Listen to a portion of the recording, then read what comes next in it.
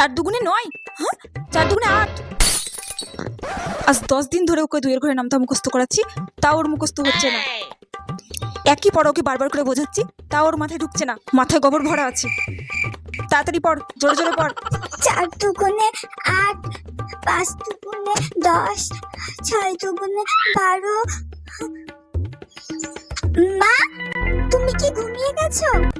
মা, মা, মনে হয় মা এবার ঘুমিয়ে গেছে।